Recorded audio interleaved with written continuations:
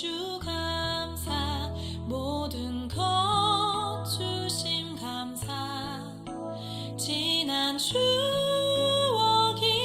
감사 주 내 곁에 계시네 향기로운 봄철의 감사 외로운 성도 여러분, 그간 안녕하셨습니까? 예, 오늘 말씀은 시편 91편 1절에서 8절의 말씀입니다. 구약성경 870페이지 91편 1절에서 8절 제가 봉독하겠습니다. 지존자의 은밀한 곳에 거주하며 전능자의 그늘 아래에 사는 자여, 나는 여호와를 향하여 말하기를 그는 나의 피난처요 나의 요새요 내가 의뢰하는 하나님이라 하리니, 이는 그가 너를 새 사냥꾼의 올무에서와 심한 전염병에서 건지실 것이미로다. 그가 너를 그의 깃으로 덮으시리니 내가 그의 날개 아래에 피하리로다. 그의 진실함은 방패와 손방패가 되시나니 너는 밤에 찾아오는 공포와 낮에 날아드는 화살과 어두울 때 퍼지는 전염병과 밝을 때 닥쳐오는 재앙을 두려워하지 아니하리로다. 1000명이 내 왼쪽에서 10,000명이 내 오른쪽에서 엎드려지나 이 재앙이 내게 가까이 하지 못하리로다.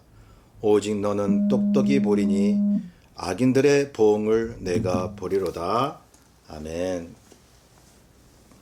오늘 이 말씀을 가지고 하나님의 은밀한 곳이라는 제목으로 말씀을 나누겠습니다.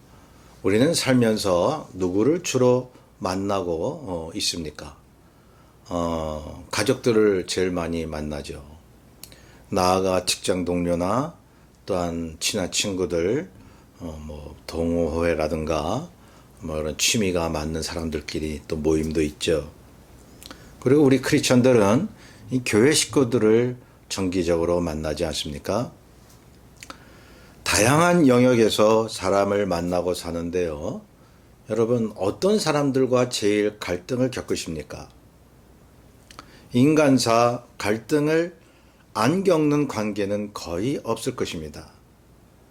우리가 아무리 믿음이니 또 사랑이니 하며 주의 뜻을 이제 생각하며 살려고 해도 상대방이 무례하게 다가오고 비도덕적인 행동 때문에 좀처럼 참기가 어려울 때도 있죠.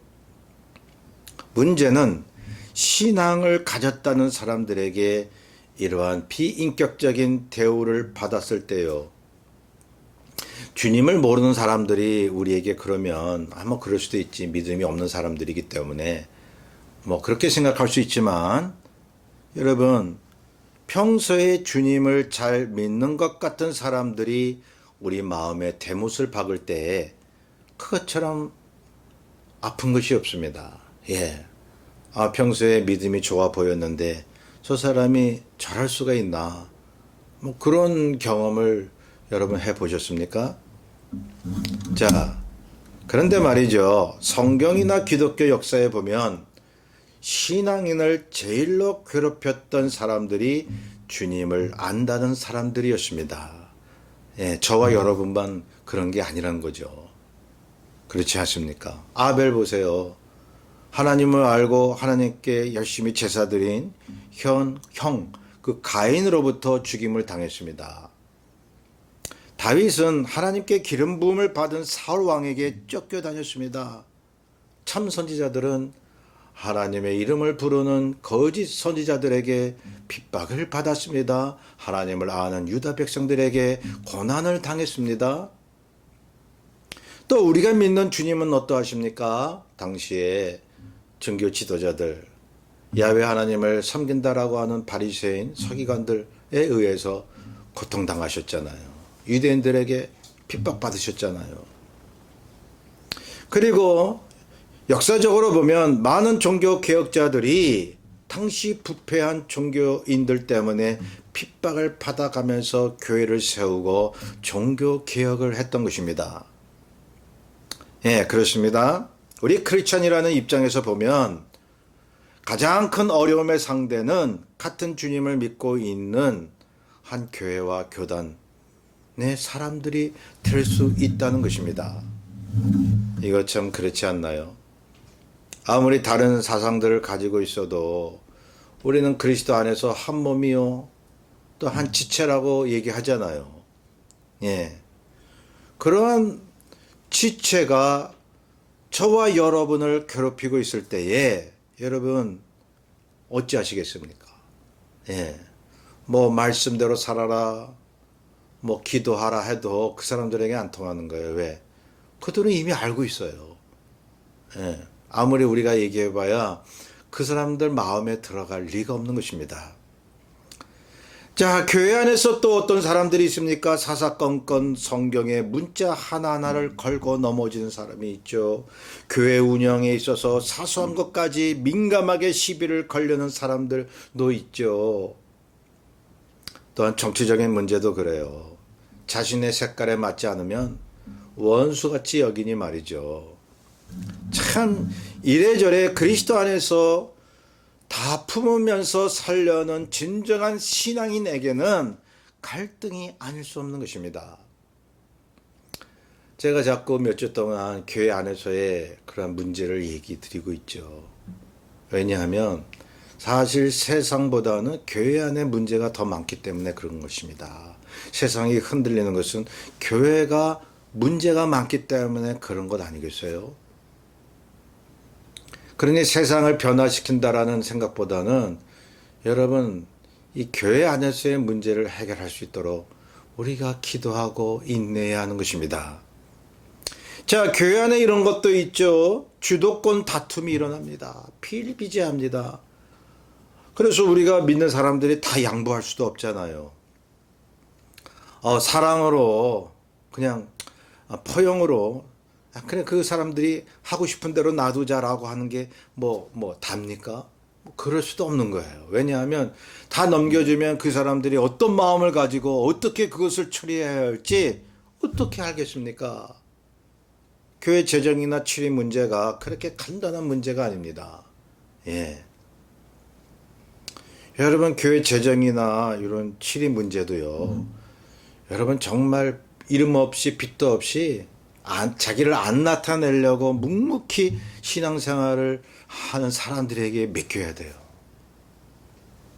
헌금 많이 하고 교회에서 영향력을 행사하는 그런 사람들보다는 말이죠. 자, 묵묵히 주를 위해서 사는 사람들 그들에게 교회 모든 것을 맡겨야 되지 않겠어요? 그런데 대부분 보면 그렇지 않습니다. 어찌하겠습니까? 그러니 혈기와 욕심으로 교회를 어지럽히고 자신만의 철학과 신앙관으로 남을 정죄하고 괴롭힐 때에 우리들은 참으로 난감한 지경에 빠지게 되는 것입니다. 그런 게 한두 번이 아니죠. 그런 문제들을 일으키는 사람들은 대체 왜 그럴까? 주님을 평소에 찾고 믿음이 어떻다 저떻다 얘기하는 사람들이 왜 그럴까? 왜 저렇게 생각이 짧고 무례하고 교만할까? 그런 생각을 해보시게 되죠. 자, 진리는 믿는데 진리를 행하지 않는 사람들. 귀신의 믿음이라고 말씀드렸죠. 트러블 메이커예요. 그런 사람들은 아나무인인 사람들. 저와 여러분 한번 냉정하게 생각하시기를 바랍니다. 그런 사람들이 교회나 내 주변에 얼마나 되는지 여러분들도 신앙생활 하면서 적어도 몇 사람은 만나셨을 겁니다. 그리스도인이 아닌 그냥 기독교인인들, 그냥 종교인인 그들은 그런 행동을 하는 딱 한 가지 이유가 있다는 사실입니다. 그게 뭐죠? 주님과 진정한 만남이 없기 때문이죠. 주님을 진정으로 만난 사람은요, 그러지 않아요. 한 번만이라도 진정으로 만남이 있는 사람은요, 그런 행동하지 않아요. 잘못된 행동 하다가도, 내가 잘못됐지, 금방 회개하거든요.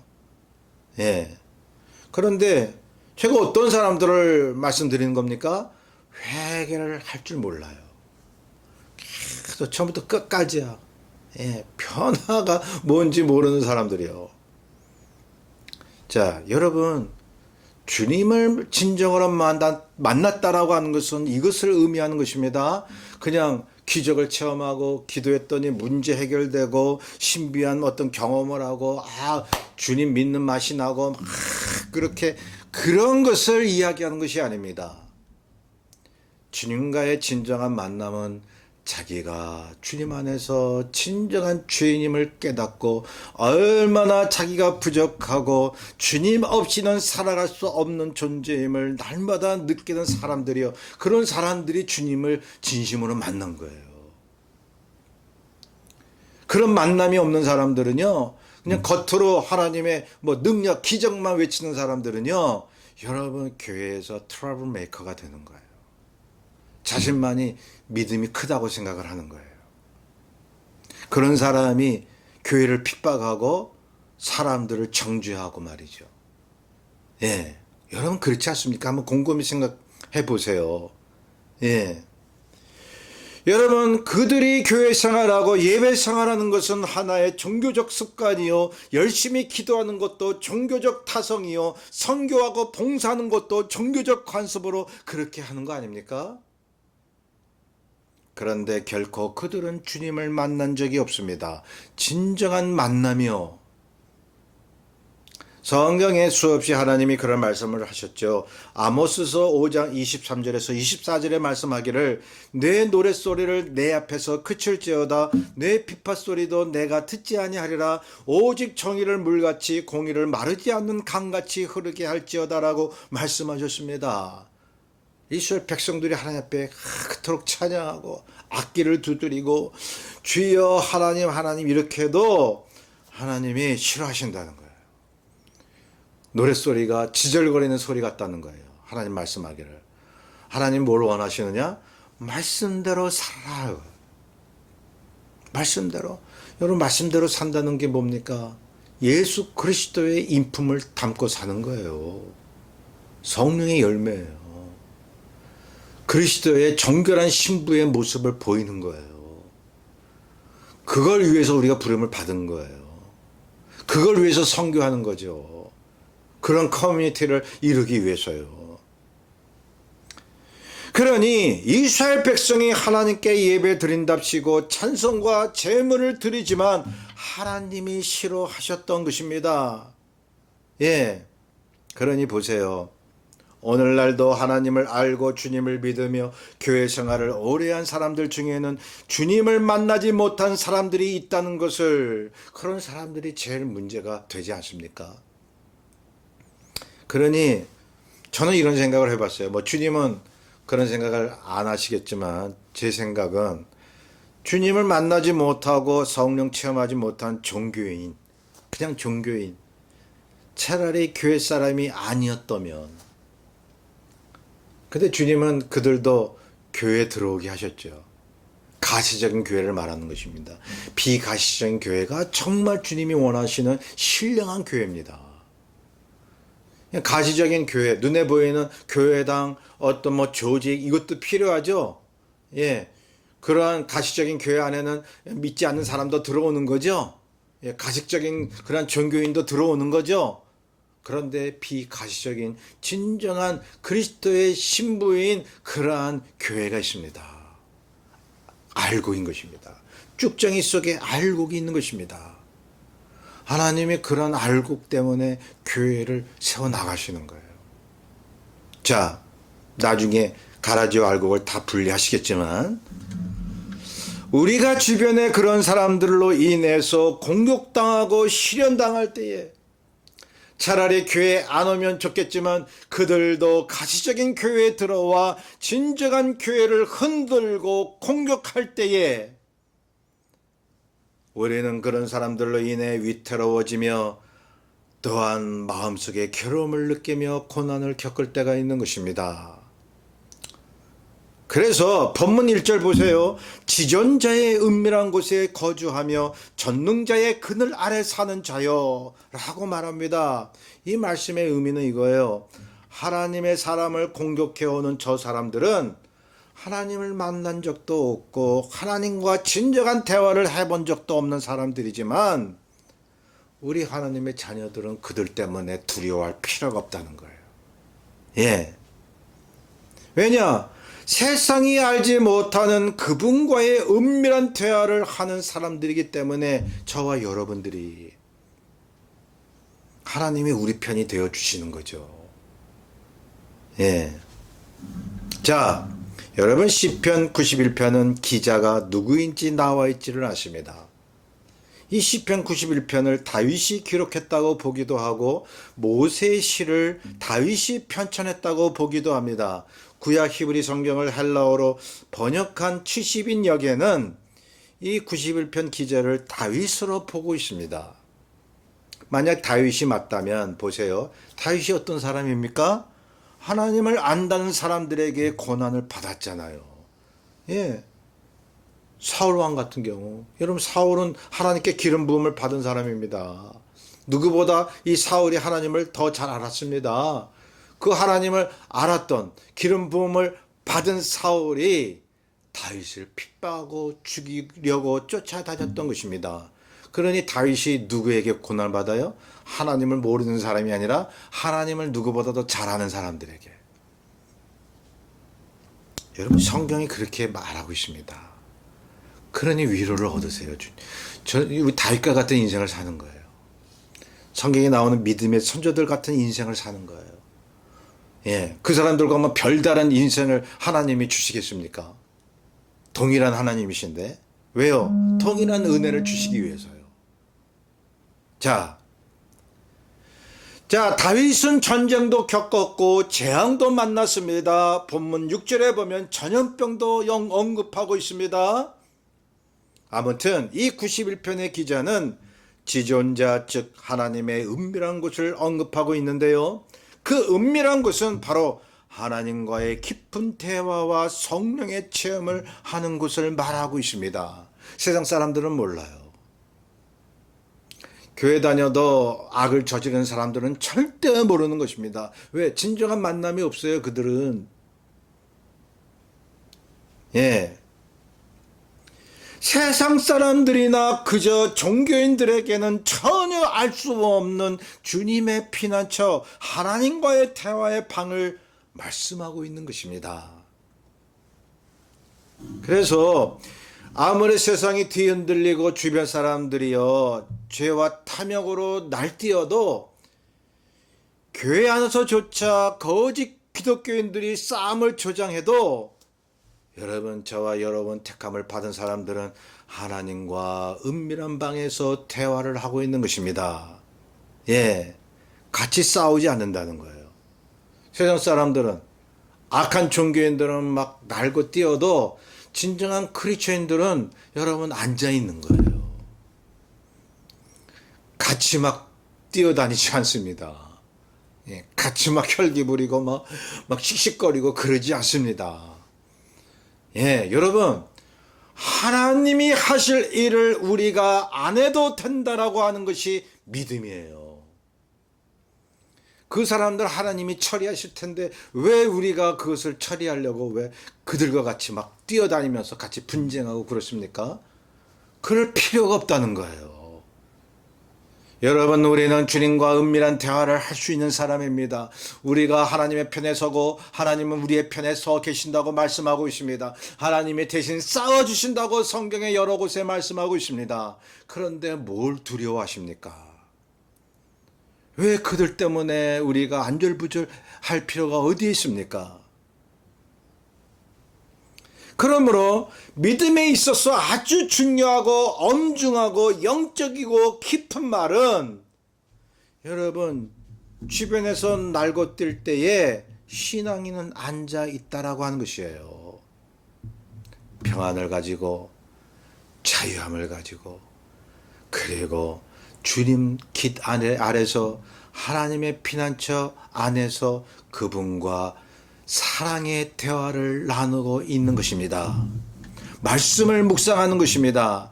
자신을 돌아보는 것입니다. 그리고 기다리는 것입니다. 성령께서 주변을 정리해 주실 때까지 기다리는 거예요. 여러분 믿는 사람들은 기다리게 되어 있어요. 이 은밀한 곳 하나님과 믿는 자만이 교제하는 이 비밀의 방은 어느 누구도 침범할 수가 없어요. 사탄도 세상 권력도 그 어느 누구도 그 방을 들어올 수가 없습니다. 주님과 나와의 독대하는 방인데요. 가면 어느 누가 침범을 해요. 예. 하나님의 말씀에 순종하고 그분을 묵묵히 따르는 그 자녀들 많이 들어올 수 있는 방이요. 그래서 하나님의 진정한 자녀는 그 방에 늘 머물러 있어요. 너무 좋은 거예요. 그 신랑 되신 주님과 다 사랑의 대화를 나누고 그분의 숨결을 느끼고 예, 그분의 그 날개를 느끼면서 너무 편안하고 좋은 거예요. 여러분 그러한 경험을 하고 신앙생활 하시나요? 방 밖을 나가기 싫은 거예요.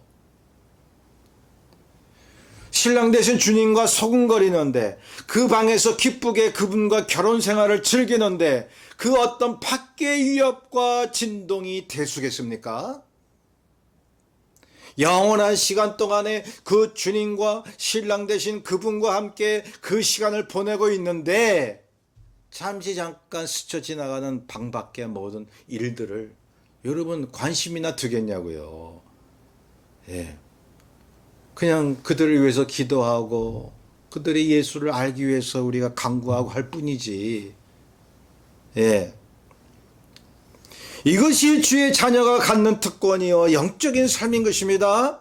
2절에 보면 그 방을 이렇게 표현합니다. 그는 나의 피난처요 나의 요새요라고요. 4절에는 그의 기시라고 표현하고 있습니다.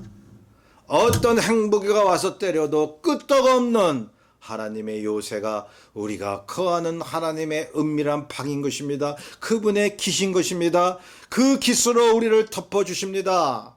3절 이후에 보세요. 새 사냥꾼의 올무와 심한 전염병과 밤에 찾아오는 공포와 낮에 날아드는 화살과 재앙과 수많은 사람들의 공격에도 이것들이 우리 믿는 자들에게 가까이 오지 못하게 하시겠다고 하나님이 약속하고 있습니다. 예, 그 하나님과의 만남, 그 달콤한 시간 동안에 예, 하나님은 우리와 그런 대화의 시간을 가지실 뿐만 아니라 밖에서도 일하고 계시는 거예요. 예, 하나님이 다 이루어 나가시는 거예요. 여러분 세상이 아무리 시끄럽고 하나님이 도대체 살아계시면 이럴 수가 있을까 뭐 그런 의문들을 가진다고 하잖아요. 여러분 의문을 가질 필요가 없는 거예요. 다 하나님이 하시는 거예요. 악이 막 성행하고 악이 승리하는 것 같은 것도요. 하나님이 허락하시는 거예요. 잠시 잠깐. 왜? 하나님의 공의가 더욱 뚜렷이 나타나기 위해서요. 이해하시나요? 하나님이 침묵하시는 것이 아니라 지금도 하나님이 일하고 계십니다. 부지런히 누구보다도 바쁘게 일하고 계십니다. 우리 주님께서는요. 자, 그리고 말이죠. 여러분, 하나님의 이름으로 우리를 공격하고 무례하게 자기 멋대로 사는 사람들 말이죠. 예. 하나님의 이름으로 우리를 공격하는 거예요. 예. 하나님의 말씀으로 막 공격하는 사람들이요. 절대로 그 사람들 편이 아니십니다. 하나님은. 예. 아무리 뭐 예수의 이름 하나님 여호와 이름 하나님 말씀이 어떻고 저떻고 얘기를 해도요. 하나님 절대 그런 사람들 편이 아닙니다. 행함이 없는 사람들 편이 아니라는 겁니다. 자, 8절에 보세요. 오직 너는 똑똑히 보리니 악인들의 보응을 내가 보리로다. 그들은 지금 성공하는 것 같고 형통하는 것 같지만 그러나 하나님이 분명히 우리에게 말씀합니다. 똑똑히 보리니 악인들의 보응을 네가 보리로다. 보여주실 것입니다. 마지막이 다 될수록 주님께서 분명히 우리에게 깨닫게 해주실 것입니다. 악이 물러가고 오직 주님의 선만이 임한다는 사실을 보여주실 거예요. 여러분 보세요. 예. 자기 멋대로 자기 탐욕대로 살았던 사람들의 말로가 어떤가를 한번 보세요. 예. 성경이 그걸 증거하는 것입니다. 하나님의 사람을 괴롭힌 자들에게 하나님이 어떻게 보응하셨는지를 이스라엘을 괴롭힌 이방 사람들 그 최후를 보세요. 다윗을 괴롭힌 사람들, 그 외에 하나님을 조롱하고 우상 숭배한 사람들이 어떻게 되었는지를 성경은 똑똑히 증거하고 있는 것입니다. 그러므로 우리가 신앙생활하면서 사람들에게 당하는 모욕이 있죠. 조롱받죠. 주변에서 일어나는 여러 가지 재난들도 있죠. 어떤 믿음을 가져야 되는가? 여러분 본문이 말씀해 주고 있지 않습니까? 그리스도의 은밀한 곳에 있기만 하면 그런 것들 때문에 전혀 두려워할 필요가 없다는 사실입니다. 그런데 왜 두려워하십니까? 뭘 그렇게 억울해 하세요? 뭘 그렇게 사람을 미워하십니까? 우리는 선택받은 백성이에요. 예. 주님이 친히 원수를 갚아주신다고 말씀하고 있잖아요. 예. 여러분 다시 한번 말씀드려요. 주님이 하실 일을 우리가 안 해도 된다는 것이 바로 믿음인 것입니다. 그런데 주님이 하실 일을 왜 우리가 하려고 하는 거예요?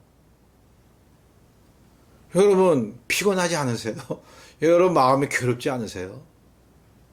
주님의 은밀한 방에만 있으면요, 여러분 주님이 쉬게 하시고 여러분 원수도 사랑할 수 있는 그 믿음을 주시는 거예요. 사랑, 주님의 그 사랑에 푹 빠지기만 하면 말이죠. 성도 여러분, 어떤 일이 와도 주님의 은밀한 곳에 있기만 하면 걱정이 없는 것입니다. 주님이 대신 싸워주시기 때문인 것입니다. 그러니 말씀의 묵상과 자기 성찰과 주께 탄원하고 호소하는 시간을 많이 가지셔야 하는 것입니다. 그래야 주님이 대신 싸워주시고 이기게 하는 겁니다. 기적이 일어나게 하시는 것입니다. 그런 신비하고 신바람 나는 그런 신앙생활이 되시기를 주의 이름으로 축원합니다. 예, 우리 뜻을 잘 생각하면서 428장 찬송하겠습니다.